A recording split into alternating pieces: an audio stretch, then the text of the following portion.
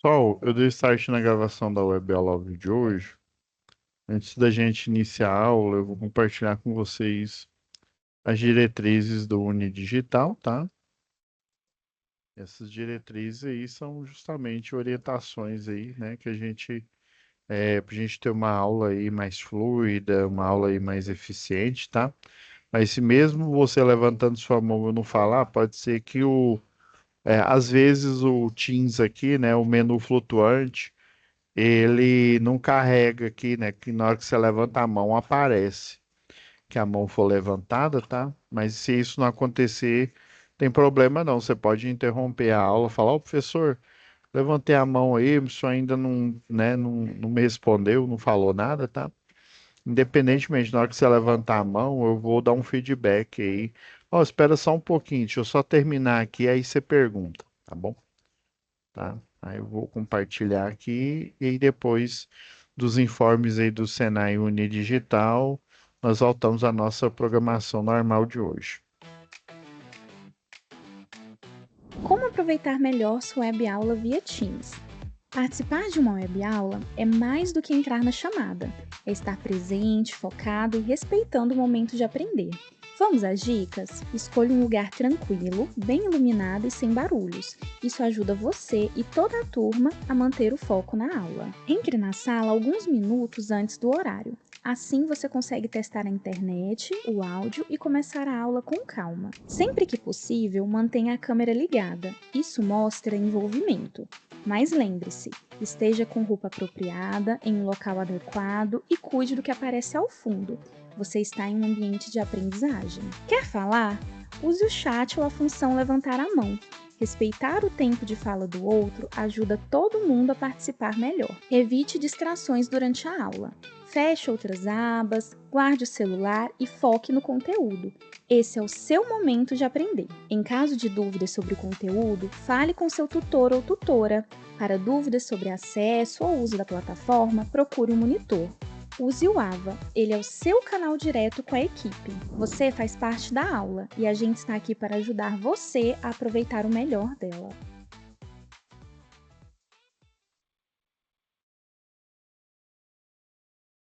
Hoje aqui, pessoal, vamos só dar uma olhadinha o que foi. Eu sei que a gente falou lá da limpeza de faixa de servidão. Ah, hoje, o de hoje tá legal aqui hoje. O de hoje é sobre a NR16.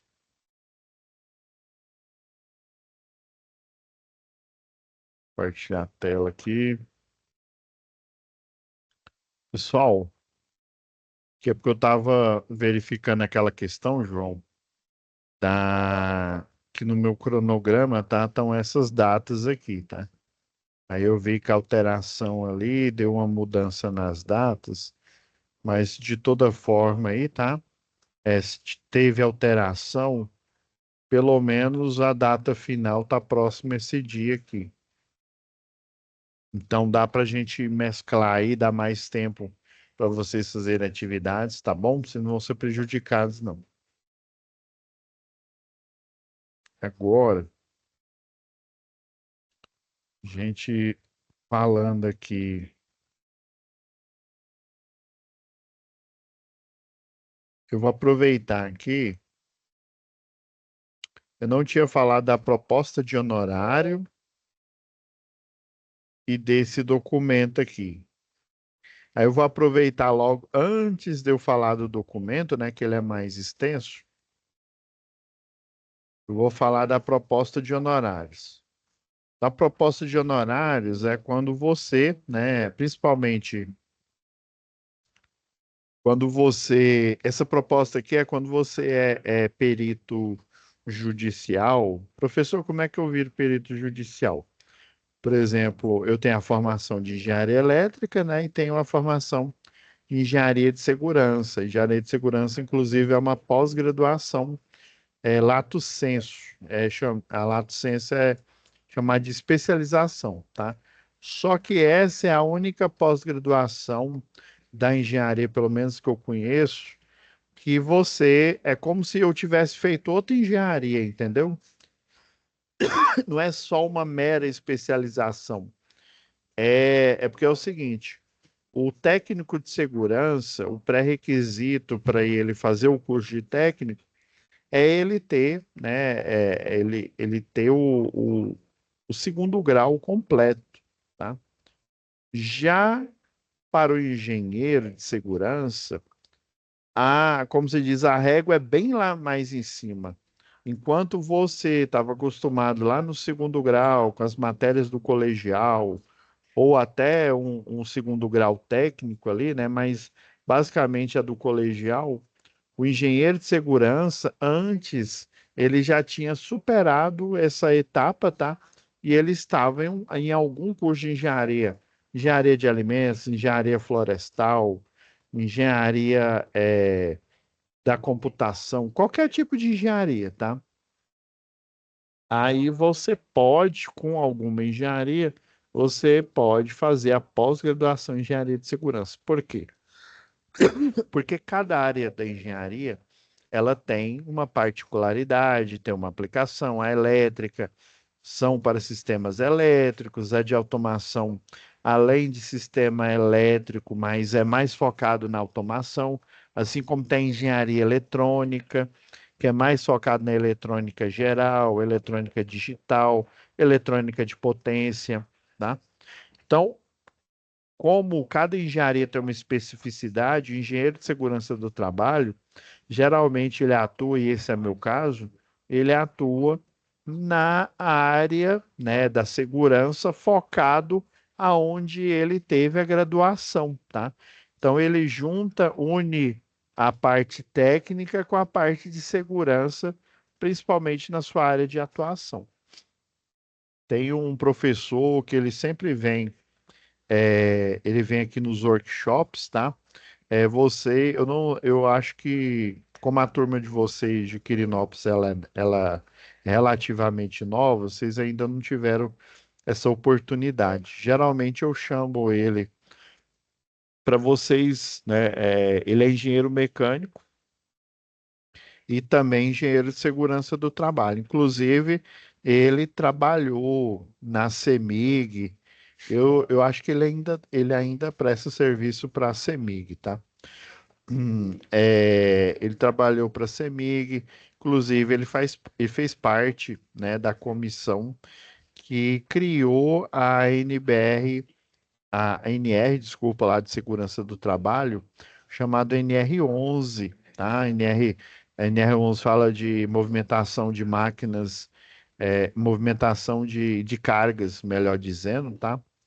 É, também da NR35, que fala sobre trabalho em altura, ou seja, ela saiu da seara da NR18, que trata sobre é, a construção, né, os riscos na área da construção, e lá tem o capítulo que fala sobre trabalho em altura. Então, eles resolveram criar uma própria NR. O professor Hélio Domingos estava entre os profissionais aí, juntamente, além da CEMIG, a Fundação Procobre, tá? É uma fundação, né, que não só dá treinamentos, mas cria muito material didático. Nós vamos ver mais para frente alguns materiais, inclusive gratuitos, tá? Da Fundação Procobre, tem curso que você pode fazer, curso de extensão que você pode fazer por ela, tá? Então, tudo interligado aí ao Ministério do Trabalho e Emprego, tá? Inclusive, eu estou até utilizando essa última parte aqui para a gente entrar na próxima UC. Eu estou usando como escada para vocês entenderem a próxima UC, que é a UC de Segurança em Eletricidade, tá? Mas aqui eu vou focar aqui só na parte de laudo que a gente está vendo aí, por enquanto, né? De elaboração de laudo e documento, né, pericial. Então, você pode ser chamado como perito, inclusive em função da sua formação em eletrotécnica ou da sua formação em engenharia, sei lá, da automação, engenharia elétrica ou como tecnólogo, normal. Mas você pode, na qualidade de engenheiro de segurança ou técnico de segurança, né? Você pode fazer uma inscrição. Eu estou falando só mais do engenheiro de segurança, que é o que eu mais conheço, tá, pessoal? Então você pode, assim como na área técnica, né, ser um assistente técnico, ou seja, alguém que dá opinião, que responde perguntas sobre a área, né? Por quê? Porque o juiz ele não vai ter noção disso. Então, o juiz, às vezes, ele não tem nem instrumento para julgar se está correto tal alegação ou não. Às vezes, ele não tem nem, como se diz, forças, né, argumento para falar se aquela prática está correta, se ela está em conformidade ou não.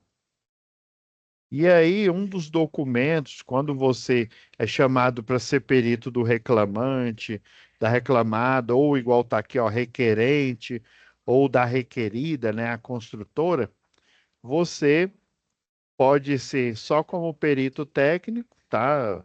Ou também, né, na área aí da segurança do trabalho.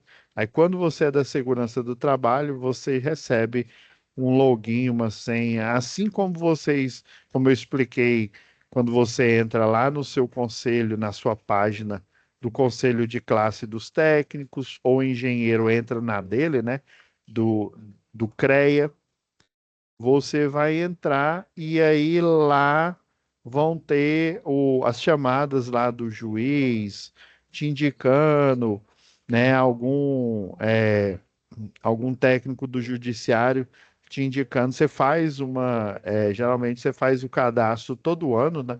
Você renova, né? Porque às vezes, em função da sua primeira formação, você não tem tempo para atuar ali. E daí você cadastra todo ano para dizer, olha, esse ano eu posso atuar, tá? Me chamem, né? Quando tiver uma, que aí você pode aceitar ou não, tá? E alguma delas você tem que fazer uma proposta de honorários formal, tá? Você faz um cálculo lá, baseado no que você vai gastar. Às vezes você vai lá para, sei lá, para Catalão, né, para Rio Verde, fazer essa perícia, Caldas Novas, sei lá, dependendo. Às vezes, sei lá, é Camargo Correia, que fica lá na Serra do Facão, né, a Goiás Açúcar e Álcool, que fica lá em Goiatuba, né? Então, e aí você tem que se deslocar e você tem que falar tudo que, né, você vai gastar e tal. Mas às vezes o juiz ele pode aceitar ou não o seu honorário, tá? Esse daqui é um honorário, vamos dizer assim, padrão, né? E aqui, ó, você coloca, né, excelentíssima, né, senhora doutora, juíza de direito da vala de trabalho tal, né? O número do processo, o requerente, o requerido, ou seja, o reclamante e a reclamada, entrega do laudo pericial e processo de honorários periciais, né? E você escreve, né? Você, brasileiro, divorciado, você pode pôr esse texto aqui, né? Domiciliado na rua tal, e-mail tal, né? Técnico de segurança, engenheiro de segurança ou eletrotécnico, né, nomeado assistente técnico, no caso, né, desse daqui eu coloquei como se você fosse ou um técnico de segurança ou um engenheiro, né, de segurança também. Nomeado perito, né, ou técnico, ou assistente técnico, né, por Vossa Excelência, nos atos da ação reclamatória trabalhista, objeto desse, geralmente, isso aqui é um processo trabalhista, tá? E atualmente ele vem todo digital, tá? Deste processo, ó, vem com o devido respeito apresentar seu laudo pericial e solicitar que se digne fixar os honorários periciais e determinar o pagamento dos mesmos, conforme vossa determinação. Aqui, ó, tudo informação do processo, tá? Eu inventei que eu peguei na folha tal, né? Folha 122.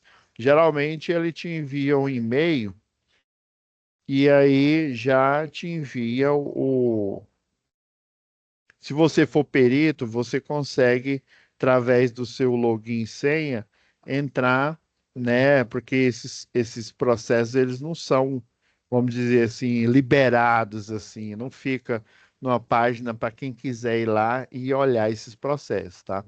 Então tem um login, tem uma senha, ele, né, na hora que você recebe a notificação, né, você vai analisar para ver até mesmo se vai aceitar ou não a empleita, né, o serviço dos autos, né, pelo requerido, que requisitou a presente perícia na folha 100, né? Então, o fulano de tal lá, o perito que requisitou, né, nessa folha, pela requerente, que também a requisitou as folhas 114 e 115 dos autos, no valor de R$ 1.000. Coloquei esse valor aqui genérico. Atualmente tá, ele está mais, tá? Valor esse fixado por Vossa Excelência. Inclusive, o juiz ele pode falar: olha, eu tenho tantos R$ 1.000, tem 2.000, tem um valor mínimo lá. Se eu não me engano, é fixado lá o CNJ, né, o Conselho Nacional de Justiça aqui, conforme os despachos, né?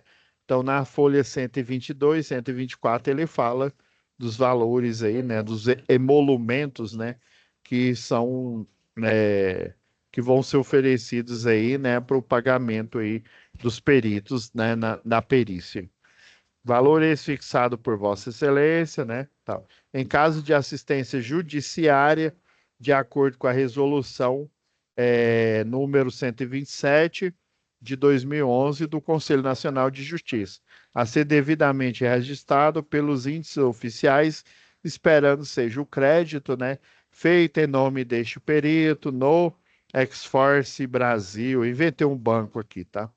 Nessa época eu nem imaginava que ia ter Nubank, esses bancos aí. Não é banco, né? Que é instituição financeira. É diferente, viu? Existe uma diferença entre banco e instituição financeira. Agência número tal, né? Tal, conta corrente, assim que Vossa Excelência o decidir, e emitindo aviso de crédito para o endereço acima. Antigamente eles enviavam, né, um oficial de justiça, né, porque isso custa dinheiro, né? Hoje em dia não é mais via oficial de justiça, você recebe por e-mail mesmo, tá? Falando que você tem tanto para receber do processo número tal e tal, ou que já foi depositado, tá? E aí, antigamente, você só recebia esse valor, essa monetização por seu trabalho, se a sua parte, por exemplo, você é o perito do reclamante, né, do Deltrano de tal, só se ele ganhasse. Se o Deltrano de tal não ganhasse, né, em desfavor da Thanos Construtora, ele não recebia nada e nem você, tá? Isso acarreta no quê? Você vai se oferecer como perito para um processo que talvez você ganhe. Você vai gastar dinheiro, gastar combustível, né? Às vezes você trabalha, né, num período aí, né, que é difícil você, né? Às vezes, sei lá, você está livre na parte da manhã, mas e aí? Você precisar viajar, você precisar, tem muita coisa. Então, eu não me lembro o ano, mas isso foi por pouco tempo, tá? É, Depois o pessoal aí do judiciário decidiu, né, que isso é tendencioso, porque você, perito do reclamante, vai querer inventar qualquer norma mirabolante, qualquer argumento mirabolante para o Deltrano ganhar, assim como o perito aí, né, os advogados aí do reclamado, né, do requerido, da construtora, vão fazer de tudo para eles ganharem, tá? E ainda, se entrasse em acordo, por exemplo, né, você não recebia nada. Então, hoje em dia, não tem isso. A partir do momento que você clicou lá e falou, olha, eu vou ser perito desse processo aí, pronto. Você já tem aquele valor ali guardado ali para o seu né? Para você ter dependendo da perícia, você recebe, você faz o pedido aí, né, para receber uma parte adiantado. Tem essa questão também, tá? Beleza, então esse aqui é um exemplo, né? Você coloca aqui a data, né? Igual eu mostrei nos outros documentos aqui, tá? Então tem esse documento para você, fiz essa assinatura aqui, né? Usando a mesa digitalizadora aqui e tal, tá? Vocês podem utilizar aí para vocês terem como modelo quando vocês precisarem aí no, né, nos seus trabalhos. Agora, o da direita aqui já é a perícia em si, tá? Então, esse mesmo processo aqui, né, que eu coloquei nomes aqui fictício e tal, né? Aí tem a capa aqui da sua. Tem, na verdade, tem alguns livros, eu esqueci o nome, mas tem uns livros escritos aí por juristas, né, advogados e tal, até de engenheiro. Aí tem um muito bom que fala sobre gestão, tá? Gestão, aí no caso é mais específico e relacionado à nossa área, a NR10, tá? Segurança e Eletricidade. É do professor Wagner Lobosco, tá? Tem também alguns livros de juristas aí, né? Se vocês quiserem, eu posso até pegar aqui depois e para indicar para vocês, tá? Tem muita bibliografia relacionada, como que você faz um processo, né? Como você redige. Então, aqui é um exemplo, tá? De um processo real que aconteceu aí e de tudo que está escrito nele, obviamente, tudo, os nomes aqui foi tudo mudado, né? Mas esse processo realmente ele ocorreu, né? Graças a Deus eu ganhei, mas por pouco, né? Deu perda, né? Perda total aqui. Vocês vão entender. Então, a ação reclamatória, nomeada assistente por Vossa Excelência, nos atos da ação reclamatória trabalhista, objeto do processo acima indicado, né, o número aqui, vem com devido respeito apresentar este parecer técnico. Então, isso aqui foi depois de você aceitar, né, aceitar, enviar a sua proposta aí de honorários e tal, o juiz aceitou, beleza, vão marcar a perícia em si, né? A perícia, você vai lá no local, dependendo da reclamatória trabalhista, você vai fazer uma análise aí em conformidade do pedido dele, por exemplo, esse pedido aqui foi relacionado à NR16, tá?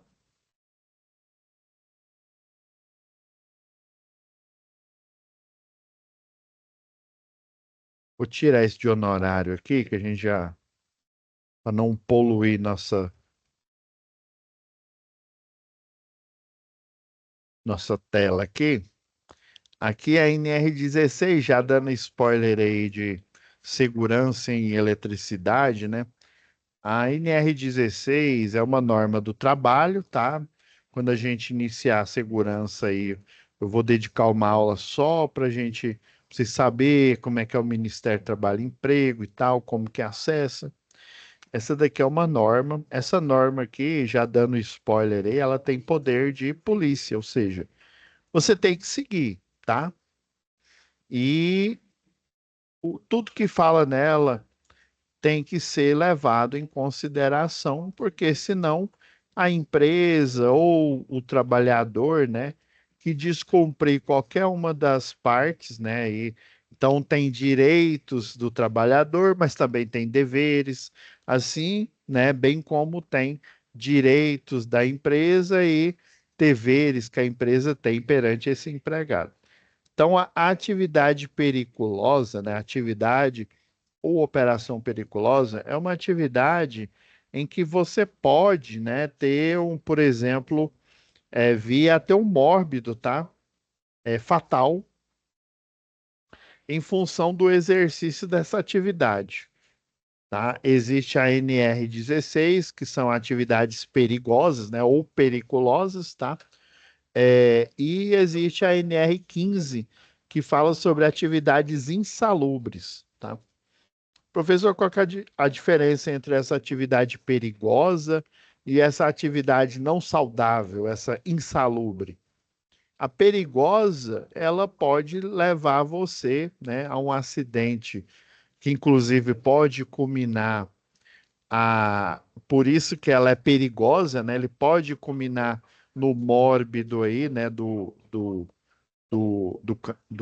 ia falar do candidato, né, do funcionário, porque ela tem um risco muito alto, mas muito alto mesmo. Por exemplo, eletricidade. Ela é considerada uma atividade periculosa.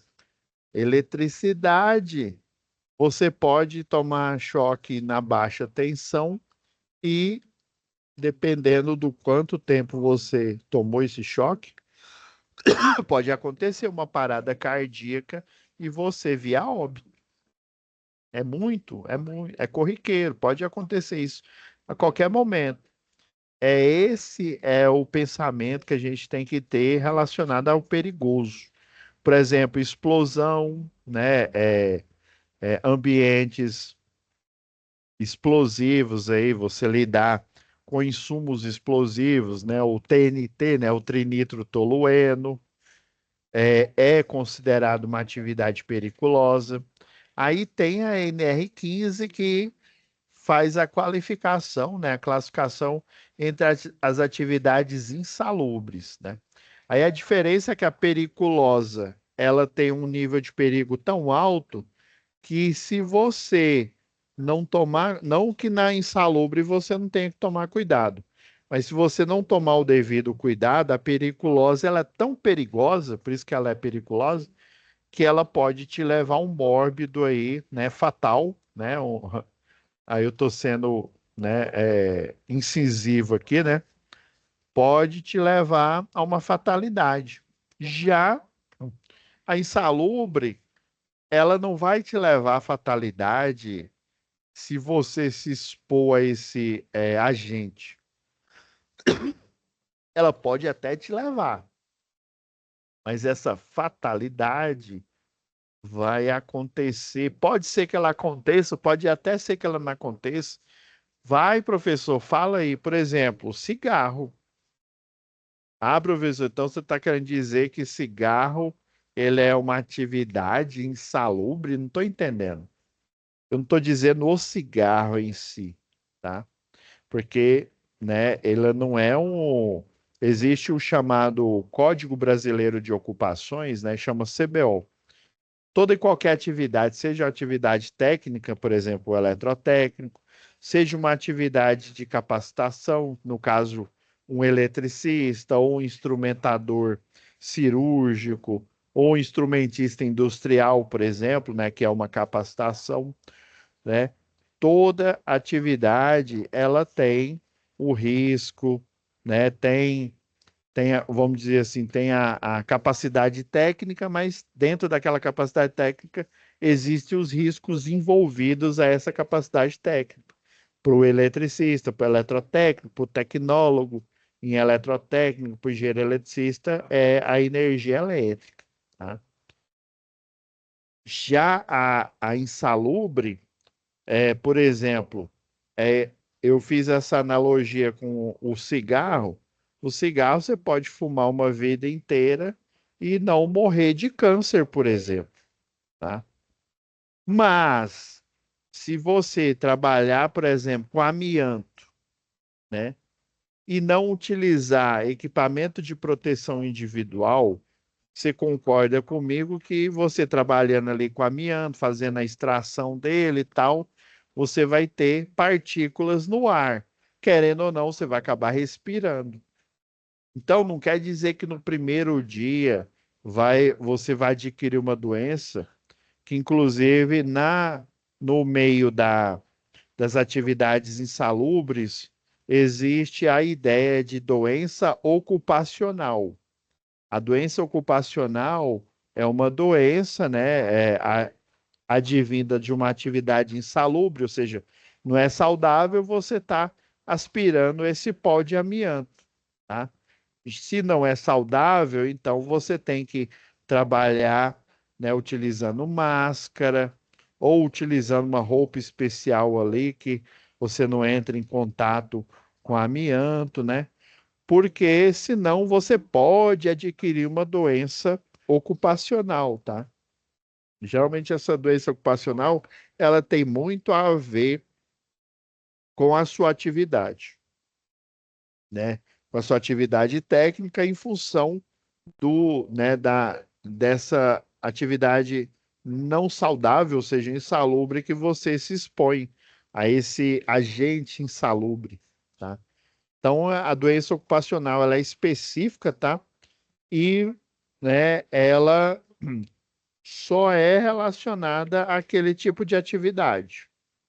Então, você, tanto a periculosa quanto a insalubre aí, você recebe uma monetização por se expor, tá? É isso que eu estou dizendo. Então, você vai receber um valor a mais por se expor a esses agentes? Sim, tá? Mas, a partir do momento em que eu não estou mais exposto, né, não configura mais atividade insalubre ou atividade perigosa, eu não eu não tenho mais o direito a receber esse valor. E foi o que aconteceu com esse cliente aqui. A empresa, ele se expunha, tá, a essa atividade, a empresa começou a pagar ele, depois a empresa entendeu que ele não estava mais exposto a esse perigo, né, já que é periculosa, né, não estava exposto, tá? Então, assim, né, vocês entenderam, né? Atividade insalubre, por exemplo, é específica, uma atividade, tem uma doença que chama pneumocarnose, né? Uma pneumonia muito grave aí, né? Que ela pode, quando ela é agravada, né? Ela pode levar a óbito. Inclusive, né? Depois de muitos anos, você aspirando, né? Aquele pó. Por isso que o pessoal da segurança do trabalho, o técnico de segurança principalmente, fica em cima, né, do trabalhador ali, porque como ela é insalubre, você não sente ali na hora. Só depois de 10, 20 anos trabalhando ali, você vai ficar doente e de repente você vai definhar, definhar, definhar e infelizmente, né, ter um mórbido aí, tá? Aí a periculosa não. Periculosa não é com o tempo, é a qualquer momento que se você se expor a esse risco, se você não tomar cuidado, pode acontecer um acidente, e esse acidente, inclusive, ele pode ser fatal, tá? E daí, no caso aí do periculoso, você recebe aqui, ó, o exercício de trabalho em condições periculosas, né, quando é comprovada, assegura ao trabalhador a percepção de adicional de 30% incidente sobre o salário, sem acréscimos resultantes de gratificações, prêmios ou participação de lucro na empresa. Ou seja, é relacionado ao salário, né? O salário, vamos dizer, bruto dele ali, tá? Não considera no cálculo esse lucro da empresa. Tem empresas aí, né, que dependendo, às vezes é trimestral, às vezes é anual, tá?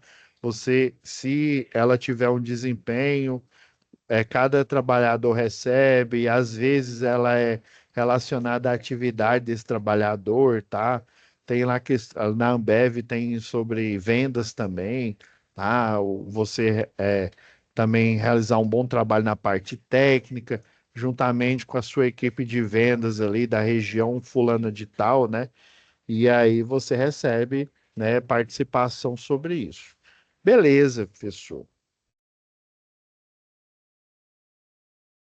Inflamáveis, de líquidos gasosos liquefeito em qualquer vasilhame a granel.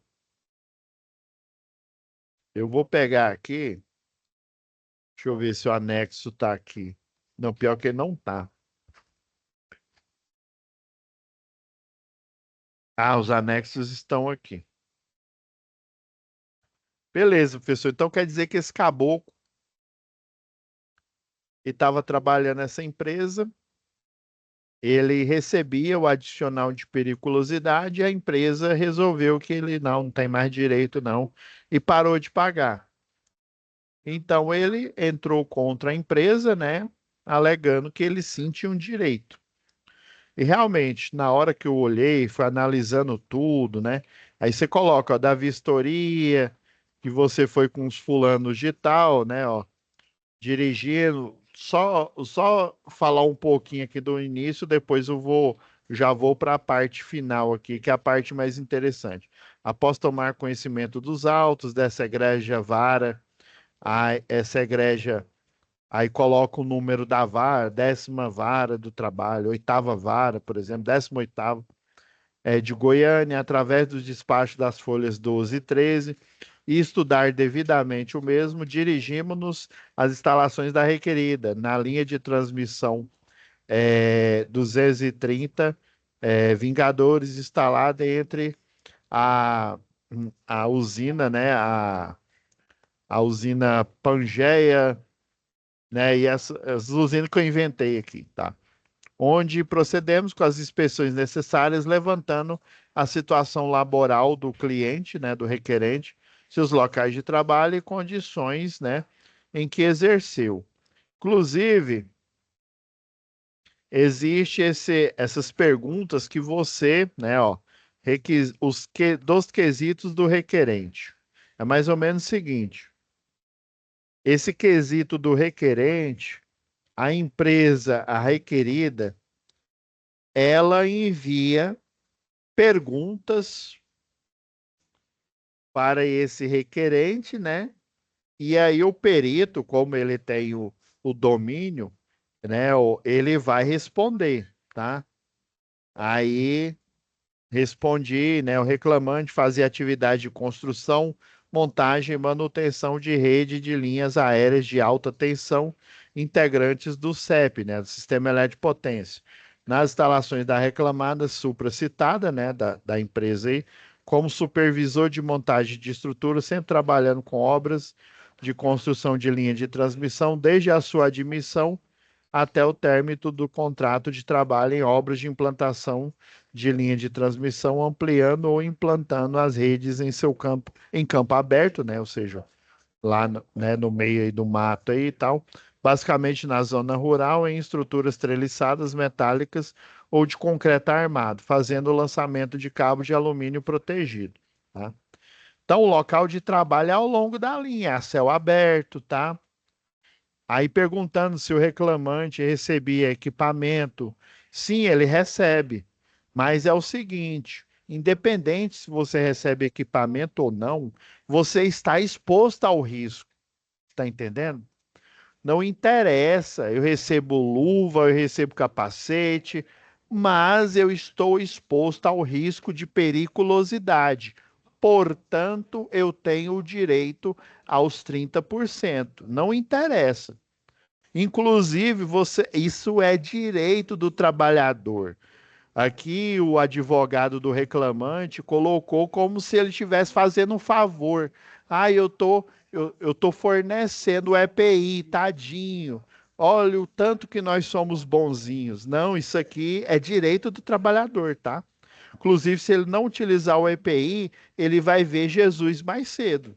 É, é simples assim. Periculosidade, ou você usa, se você não usar, uma hora um acidente acontece com você. Não tem essa. Beleza. Então, eles fazem essas perguntas, né, que parece pergunta idiota, né, mas beleza, né? Daí, né, vou chegar aqui na conclusão. Eles falaram que no anexo 4 aqui, ó, esse aqui é o anexo 4, né? Esse anexo 4 ele fala, vou só ler para vocês, as atividades desenvolvidas pelo requerido, né, o trabalhador lá, confirmadas através do levantamento técnico pericial. Sabe o que que foi mais grave? O engenheiro eletricista e de segurança do trabalho da terceirizada, ele estava afirmando que ele não fazia trabalho periculoso. Imagina, esse trabalho era periculoso porque você está lançando o cabo, qual que foi o argumento? Ah, ele está lançando cabo de energia, né, de linha de transmissão, mas o cabo não está ligado, não, graças a Deus, né? O cabo não está ligado. Então, se ele não está ligado, ele não está exposto ao risco. Ele não está ligado no sistema elétrico, né? Sei lá, numa linha de 230 kV, mas ele está a céu aberto, ele está exposto a intempéries. Ah, não, mas na hora que acaba, na hora que fica nublado, o pessoal para ali de trabalhar. Graças a Deus, né? Condições adversas. Mas o que eu estou querendo dizer é que uma linha, ela pode, você está construindo ali, e essa descarga, ela não precisa cair em cima de você, ela pode cair ali do lado, e existe a indução eletromagnética. Quando você está ao tempo, você tem esse risco. Por exemplo, um cabo, ele pode, por exemplo, lá tinha construção de linha de transmissão que passava por cima dessa outra linha. A de baixo estava desenergizada, mas a de cima estava energizada. Então, ele tinha o direito, sim. Para essa instalação estar desenergizada, ela tem que estar desligada. Você tem que ter certeza que ela foi desligada, né? Ou seja, não conectada. Mas o fato dela não estar conectada também não quer dizer nada. Se ela não está conectada, mas ela não está com aterramento chamado aterramento temporário, você pode, essa rede, ela pode se energizar por onda eletromagnética, uma descarga cair ali próximo e energizar essa rede abruptamente. O ar passando na estrutura, o ar passando na ferragem em alta velocidade, o ar passando no cabo, literalmente escovando o cabo, é como se estivesse escovando o cabelo ali. O ar, ele faz um processo de eletrização chamado eletrização por atrito. E aí ele literalmente eletriza por atrito um cabo que não está aterrado. Se ele não tiver com aterramento temporário, ele vai ser eletrizado, né? Pela velocidade do ar ali, né? Porque está a céu aberto. Então ele corre o risco, sim. Não tem essa, não. Então são consideradas perigosas devido à sua proximidade com redes que, embora estejam desligadas, sem energias, elas podem sofrer a ação de descarga atmosférica, seja na mesma que o requerente se encontra laborando ou em sua proximidade, principalmente porque não há aplicação de aterramento temporário, que desviaria a eletrocução, deixando o trabalhador em segurança. E aí eles usam esse anexo 4 porque tem aqui alguns itens que fala que mesmo ele mexendo com energia, ele não tem um direito. Aí eu respondi, observando o anexo 4 da NR16, no item 2, a linha A, tá? Item 2, aí tem um...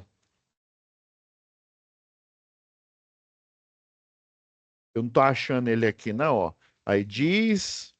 Aí no item 2, a linha A fala: não é devido o pagamento de adicional na seguinte situação. A situação A, nas atividades ou operações no sistema elétrico de consumo em instalações ou equipamentos elétricos desenergizados e liberados para o trabalho, sem a possibilidade de energização acidental, conforme estabelece a NR10. Nesta linha, há dois equívocos.